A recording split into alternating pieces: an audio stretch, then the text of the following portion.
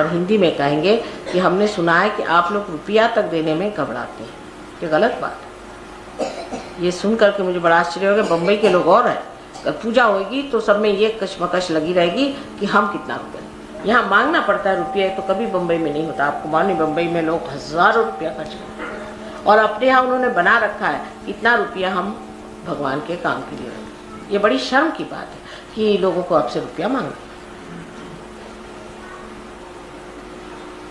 और इस तरह की चीज होनी नहीं चाहिए। और अगले वक्त मैं ये ना सुन पाऊं कि आप लोगों से रुपया मांगा जाता है। ये तो परमात्मा का काम है। आप यहाँ आकर के इतना लाभ उठाते हैं, आपकी तंदुरुस्ती हो जाती है, तबीयत ठीक हो जाती है, आप टाइम नहीं दे सकते अपने को, आप ध्यान नहीं कर सकते, और आपको दुनिया भर के काम है, लेकिन आपके पास ध्यान करने को टाइम, ध्यान करने का टाइम नहीं। मतलब यह है कि अपने लोग, मुझे बाजार जाना था, माँ मैं क्या करूँ, मुझे जरूरी, आज सब्जी आई थी, सुना बड़ी ताजी, तो खाने जाना, लेकिन ध्यान के लिए कोई टाइम नहीं। मुझे अपने ब्लाउज का मैचिंग कराना था, इसलिए मैं गई। आदमियों का दूसरा, आज दफ्तर में कॉन्फ्रेंस थी, मुझे जाना ही था उस कॉन्फ्रेंस में, तो मैं ध्यान नहीं कर सका। भाई सुबह 4 बजे उठोगा कॉन्फ्रेंस, जो जरूरी चीज है वो है ध्यान करना, जो बड़ा गोल है उसे देखना। दफ्तर थोड़े से आपने नहीं किया तो भी कुछ नहीं जाएगा, क्योंकि लोअर गोल। ऐसे हजारों दफ्तर वाले मैंने देख लिए कि जो फाइलों पे फाइलें लग के मर गए, उनको कोई पूछता भी नहीं कहाँ गए और कहाँ खत्म गए। हजारों मैं जानती हूँ, क्योंकि मैंने जिंदगी भर इन्हीं लोगों के साथ जिंदगी काटी। तो दफ्तर की जो महत्ता है वो सब मैं जानती हूँ। उसकी महत्ता आप मुझसे न बताया कि आज दफ्तर में ये था, ऐसा हुआ, दफ्तर में मैं फंस गया। दफ्तर क्या चीज, आपसे ध्यान नहीं होता। इतनी छोटी सी चीज आपसे नहीं होती। ये भी सोचना चाहिए, हम माँ से हम सब ठीक करवाना चाहते हैं, हमने माँ के लिए क्या किया।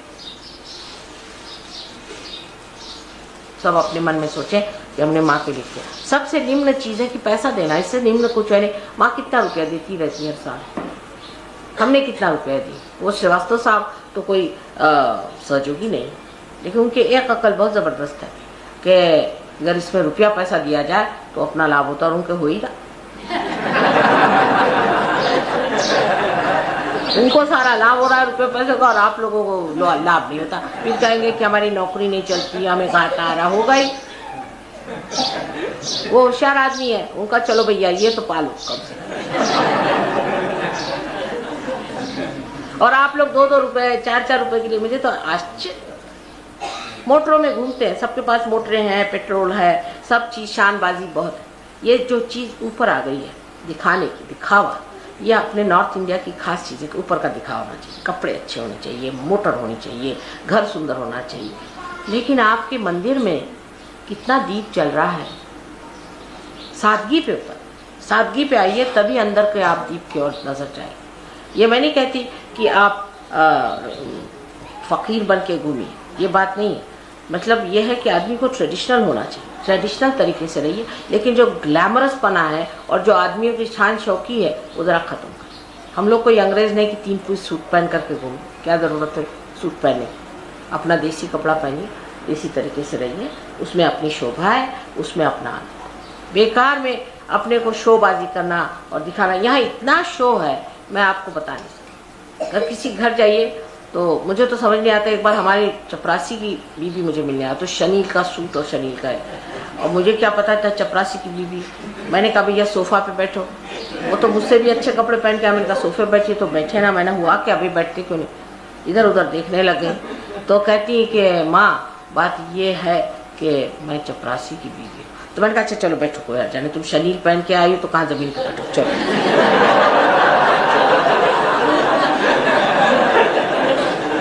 यही हमारे धोबी साहब, यहाँ एक हमारे धोबी साहब थे दिल्ली में, बहुत दिनों तक रहे धोबी, अभी भी हैं यहाँ। तो वो एक दिन सूट वूट पहन के आए। वो तो धोबियों का ये कि किसी का भी सूट झाड़ के चल,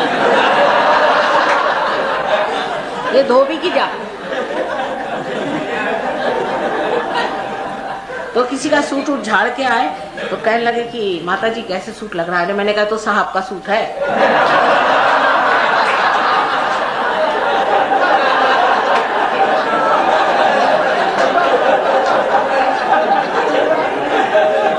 कम से कम हमारे घर तो साहब का सूट पहन के बता।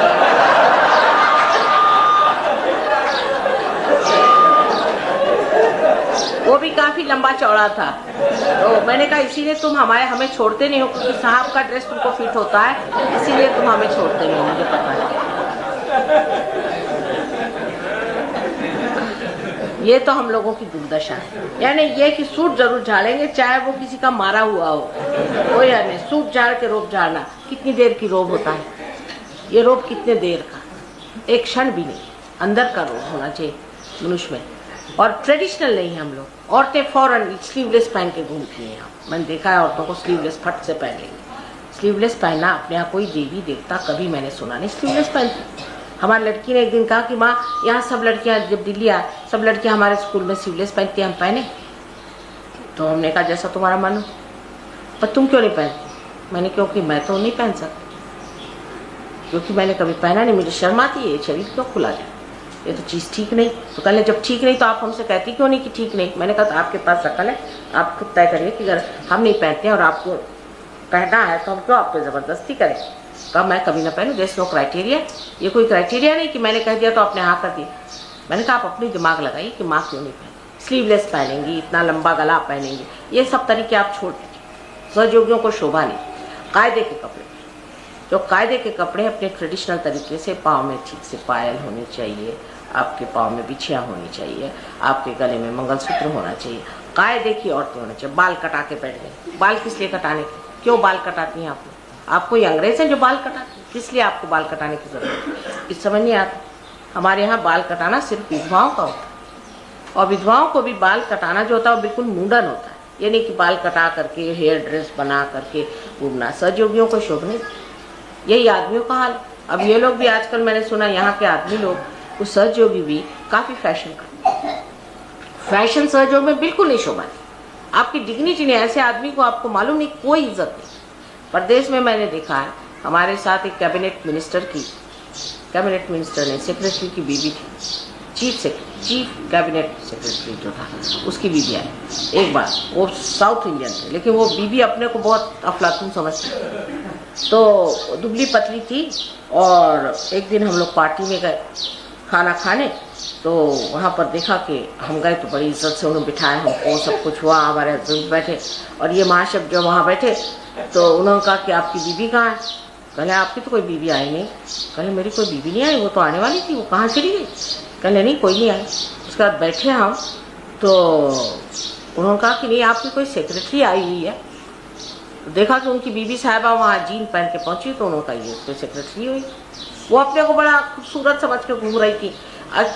असल में औरत में डिग्निटी जब नहीं होगी तो वो ऐसी लगती जैसे कि कोई क्लर्क बाबू कहीं की आई हुई है, या कोई वहाँ पर तो जमादारीन के जैसी दिखाई देती है हिंदुस्तानी औरत, जो इस तरह के कपड़े पहन के घूमती, बिल्कुल जमादारी। और वो ऐसे जमादारीन जैसे कपड़े पहन करके और घूमना कोई अच्छी बात नहीं।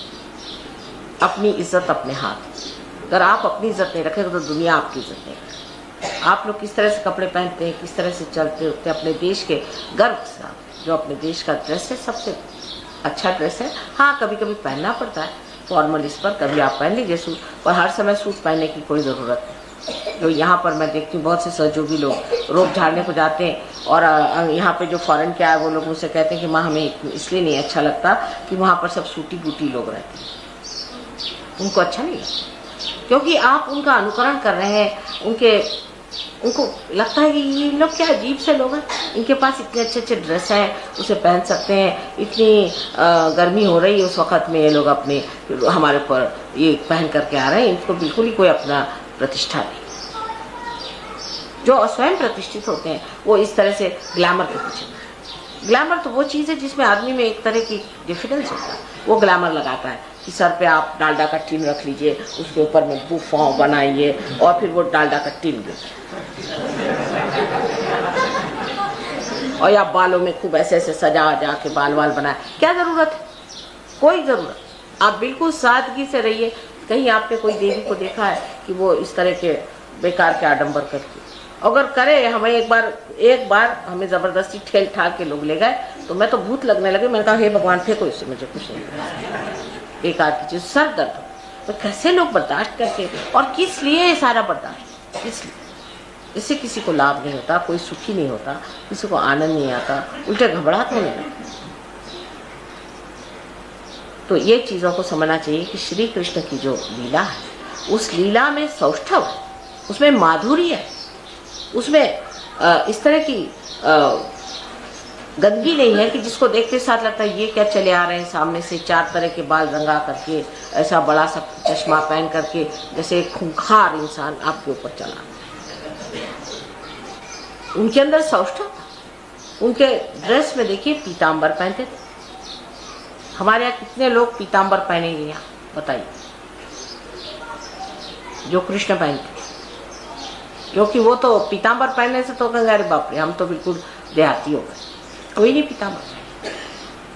और वो मुकुट लगाते थे तो भी मोर मुकुट लगा, मोर का मुकुट उसको लगा लेते, क्योंकि थे तो भगवान ही, तो उनको मुकुट चढ़ाना तो मोर का लगा लेते। लेकिन अपने आप बुफा बना लेते हैं बताइए, और आदमी लोग और क्या क्या तमाशे कर रहे हैं, इसका क्या फायदा, क्या फायदा। जो असलियत पे आदमी को रहना चाहिए। पहली चीज ये है कि अपने को ये समझ लेना चाहिए कि हमें असलियत है, असलियत इंसान की जो है वो बहुत रुचिकर और सुंदर होती है। और जो ऐसी फालतू चीजों के पीछे में जब आदमी जाता है तो उसका जो रूप है वो विद्रूप होता है, ऐसे एकदम विद्रूप हो जाता है। मैंने देखा बहुत बहुत बड़े बड़े आदमियों की बीवियों को और बहुत सारे आदमियों को कि एक साहब आए, बड़ा अपने को डैंडी शैंडी बना करके यहाँ पहन करके आए हमारे घर, आपसे बता रहे हैं, और वो बड़ा अपने को सोच रहे थे पता नहीं क्या बन गया हुआ। तो हमारे यहाँ कुछ अंग्रेज वंग्रेज आए हुए थे, तो उन्होंने सोचा तो बेरर है, तो उनके हाथ में उन्होंने अपने सारे ग्लास वास पकड़वा,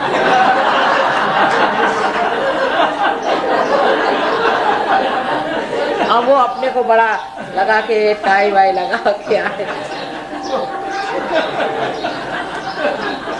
मैंने कहा जी इन राजा महाराजों का सब हाल ही खराब हो गया है, बड़े बन के आए थे वहां से, और इनको उन्होंने सबने वो पकड़वा दिए।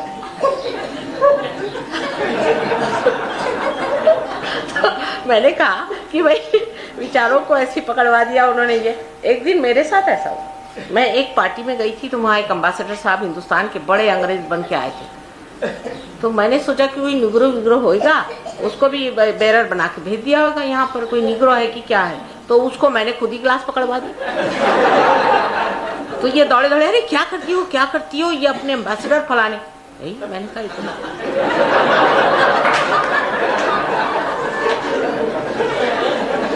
कायदे से अपना बंद कॉलर का पहन करके कायदे के आते, तो मैं कहती भी कि हिंदुस्तान के एम्बेसडर आए हुए, ये इतनी वो टाई वाई लगा के आए, और वो भी खूब मोटी ऐसे ऐसी खुली हुई, बिल्कुल जैसे बेरर लोग लगा। मैंने कहा तमीज से कपड़े पहने। ऐसे इंग्लैंड में आप देखिए कि रानी का जब वो होता है पार्टी, तो वहां भी चलता है, ये सब अंग्रेजों से हमने सीखा हुआ फालतू का।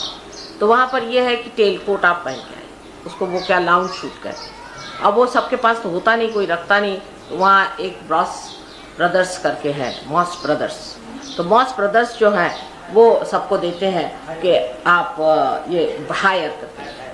अब भैया अच्छे भले लोग सीधे नहीं चलते, टेढ़े टेढ़े चल रहे। मैंने कहा क्या वो तो कंफर्टेबली चल रहे, उनको सब टाइट कपड़े कोई लटके हुए, किसी के यहाँ तक आ रहे, कोई ढीले ढाले बिल्कुल जोकर बने हुए क्लाउन जैसे। मैंने कहा तो अच्छे भले लोग थे, कैसे लग रहे हैं। मुझे तो हंसी पे हंसी आती, पूरी समय मुझे हंसी आती है कि तुम्हें हंसी क्यों आ रही। मैंने कहा ये देखो क्लाउन, ये तो इतना अच्छा आदमी है, इसको क्या हो गया, क्लाउन जैसे बना चला।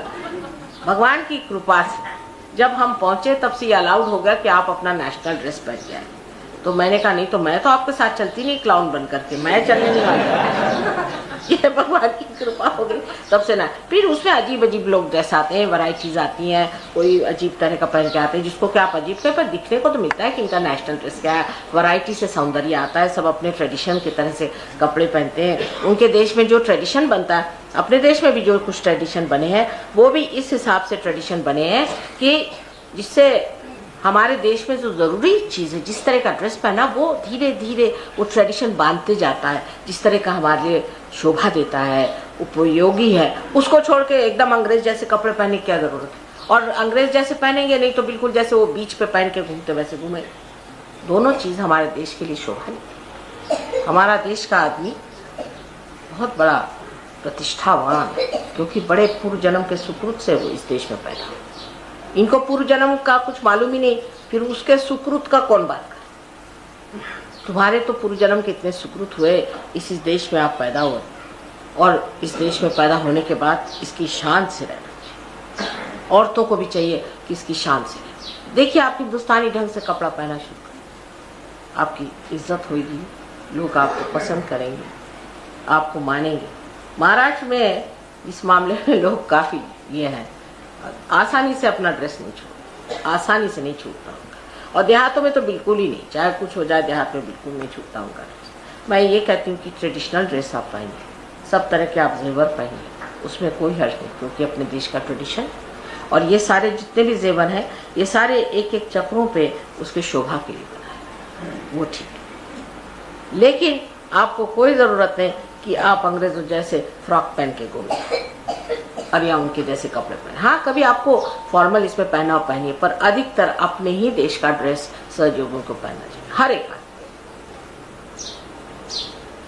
जिस देश में रहो, अगर इंग्लैंड में गए तो इंग्लैंड जैसा ड्रेस पहनो,